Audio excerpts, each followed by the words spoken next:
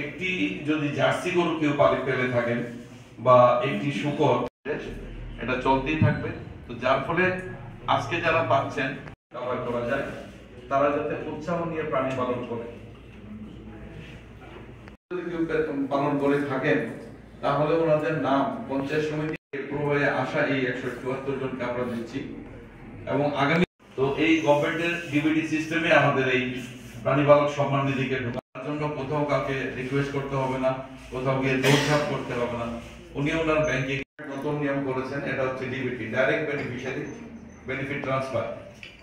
বারবার বলার চেষ্টা করি, সরকার তো 18 সালে আমাদের প্রতিষ্ঠিত হয়েছে, 23 সালে আবার পুনরায়, তার আগেও তো সরকার ছিল। আমার প্রশ্নটা এই জায়গায় থেকে যায়, আগেও তো এআরডিজি দপ্তর ছিল, মন্ত্রী ছিল, মুখ্যমন্ত্রী ছিল। আমরা তো এই ধরনের চিন্তা ভাবনা করার জন্য, আমার ব্যক্তিগত অভিজ্ঞতায় বলছি, আমি দেখি এআরডিজি দপ্তর থেকে কি সুযোগ পাবে, কি সুবিধা পাবে বা জনগণ কি পেয়েছে বিগত সরকারের আমলে, আপনারাও বলতে পারবেন অভিজ্ঞতা অনুযায়ী।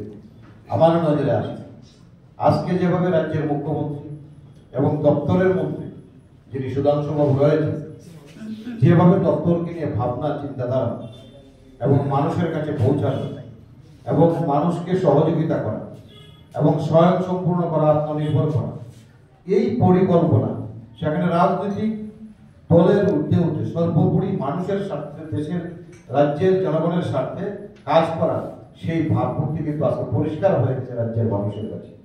বক্তব্যের বিষয় না, এখানে দপ্তর আধিকারিক যেভাবে বক্তব্য রেখেছে, যে সুযোগগুলা, যে সুবিধাগুলা, আপনারা সেগুলি মাথায় রেখে দপ্তরের সঙ্গে যোগাযোগ করে সেই সুবিধাগুলি নেন। প্রত্যেকটা জায়গায় দপ্তরের সহযোগিতা রয়েছে এবং সেখানটায় অর্থনৈতিকভাবে নিজেকে শক্তিশালী করার ব্যবস্থা রয়েছে। এবং আমি দেখেছি এই যে ফ্লাড হয়েছে, ফ্লাডের সময় পর্যন্ত এআরডি দপ্তরকে নির্দেশ দেওয়া হয়েছে বাড়ি বাড়ি সার্ভে করে কার গরু, ছাগল, বিভিন্ন পশু, শুকর যারা মৃত হয়েছে সেই পরিবারগুলিকে অর্থনৈতিকভাবে সহযোগিতা। এবং আমি এআরডি দপ্তরের প্রাণ বাবুকে প্রতিদিনকে জিজ্ঞাসা করি, অলরেডি সার্ভে করে রিপোর্টও পাঠানো হয়েছে। এই যে ভাবনা, কে পুশ করতো আগে, কে জিজ্ঞাসা করতো আগে? আগে তো রাজনীতি ছাড়া আর অন্য কিছু ছিলই না, শুধু মিটিং, মিছিল, চাঁদাবাজি এই ছিল প্রত্যেক দিন। একবার ছাত্রদের দিয়ে, একবার মহিলাদের দিয়ে, একবার যুবকদের দিয়ে, এই ছিল তাদের কাজ। আর আজকে এই মিছিল, মিটিং নয়, আজকে সভা হয় মানুষকে বেনিফিট দেওয়ার।